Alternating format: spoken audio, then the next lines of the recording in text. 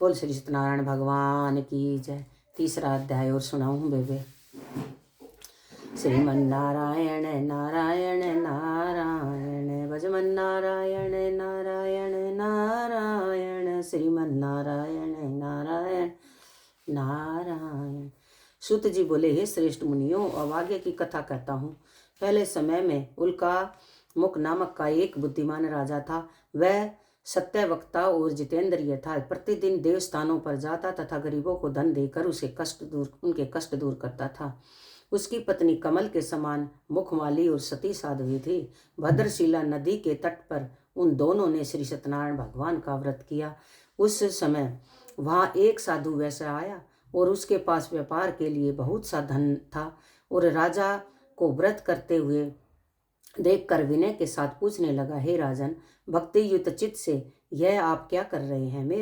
मेरी सुनने की इच्छा है, सो आप यह मुझे बतलाइए। राजा बोला, हे साधु, अपने बांधुओं के साथ पुत्र आदि की प्राप्ति के लिए इस एक महाशक्तिमान श्री सत्यनारायण भगवान का व्रत व पूजन किया जा रहा है। राजा के वचन सुनकर साधु आदर से बोला, हे राजन, मुझसे इसका सब विधान कहो, मैं भी आपके कथानुसार इस व्रत को करूंगा। मेरे भी कोई संतान नहीं है और इससे निश्चय ही होगी। राजा से सब विधान सुन व्यापार से निर्वर्त हुए वह आनंद के साथ घर गया। साधु ने अपनी स्त्री से संतान देने वाले उस व्रत का वर्णन सुनाया और कहा कि जब मेरे संतान होगी तब मैं इस व्रत को करूंगा। साधु ने ऐसे वचन अपनी स्त्री लीलावती से कहे।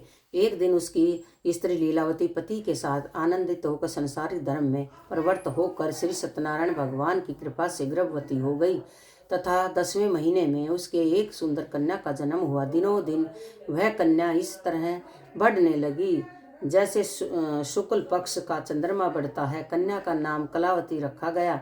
तब लीलावती ने मीठे शब्दों में अपने पति से कहा कि जो आपने संकल्प किया है कि भगवान का व्रत करूंगा, अब आप उसे कहिए। साधु बोला, हे विप्रिय, इसके विवाह पर करूंगा। इस प्रकार अपनी पत्नी को श्वासन दे वह नगर को गया। कलावती पितृगृह में वृद्धि को प्राप्त हो गई। साधु ने जब नगर में सखियों के साथ अपनी पुत्री को देखा तो तुरंत ही दूत को बुलाकर कहा कि पुत्री के लिए कोई सुयोग्य वर देकर लाओ।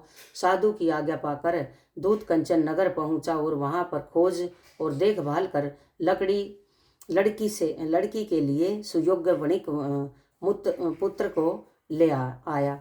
उस संयोग्य लड़के को देखकर साधु ने अपने बंधु बांधवों सहित प्रसन्नचित्त उसकी पुत्री का विवाह उसके साथ कर दिया। किंतु दुर्भाग्य से विवाह के समय भी उस व्रत को करना भूल गया। तब श्री सत्यनारायण भगवान क्रोधित हो गए और शाप दिया कि तुम्हें दारुण दुख प्राप्त होगा। अपने कार्य में कुशल साधु बनिया जमाता सहित समुद्र के समीप स्थित होकर रतनपुर नगर में गया और वहां दोनों ससुर जमाई चंद्रकेतु राजा के उस नगर में व्यापार करने लगे। एक बार भगवान श्री सत्यनारायण की माया से प्रेरित हो कोई चोर राजा का धन चुरा कर भागा जा रहा था, किंतु राजा के दूतों को आता देखकर चोर ने घबरा कर भागते हुए राजा के धन को वही चुपचाप रख दिया जहां वे ससुर जमाई ठहरे हुए थे। जब दूतों ने उस साधु वैश्य के पास राजा के धन को रखा देखा तो दोनों को बांध कर ले गए और प्रसन्नता से दौड़ते हुए राजा के समीप जाकर बोले, यह 2 चोर हम पकड़ कर लाए हैं, देख कर आज्ञा देश। तब राजा की आज्ञा से उनको कठिन कारावास में डाल दिया और उनका धन छीन लिया। श्री सत्यनारायण भगवान के श्राप द्वारा उनकी पत्नी भी घर पर बहुत दुखी हुई और घर पर जो धन रखा था चोर चुरा कर ले गए। शारीरिक व मानसिक पीड़ा तथा भूख प्यास से अति दुखी को अन्न की चिंता में कलावती एक ब्राह्मण के घर गई। वहां उसने श्री सत्यनारायण भगवान का व्रत होते देखा, फिर कथा सुनी तथा प्रसाद ग्रहण कर रात घर आई। माता ने कलावती से कहा, हे पुत्री, अब तक कहाँ रही? वह तेरे मन में क्या है? कलावती बोली, हे माता, मेरे एक ब्राह्मण के घर श्री सत्यनारायण भगवान का व्रत देखा। कन्या के वचन सुनकर लीलावती भगवान के पूजन की तैयारी करने लगी। लीलावती ने परिवार और बंधुओं सहित श्री सत्यनारायण भगवान का पूजन किया और वह मांगा कि मेरे पति और दामाद शीघ्र आ जावें और साथ ही प्रार्थना करी कि हम सब का अपराध क्षमा करो। श्री सत्यनारायण भगवान इस व्रत से संतुष्ट हो गए और राजा चंद्रकेतु को स्वप्न में दर्शन देकर कहा, हे राजन, दोनों वैश्य को प्रातः ही छोड़ दो और उनका सब धन जो तुम्हें ग्रहण किया है दे दो, नहीं तो मैं तेरा धन राज्य पुत्र आदि नष्ट कर दूंगा।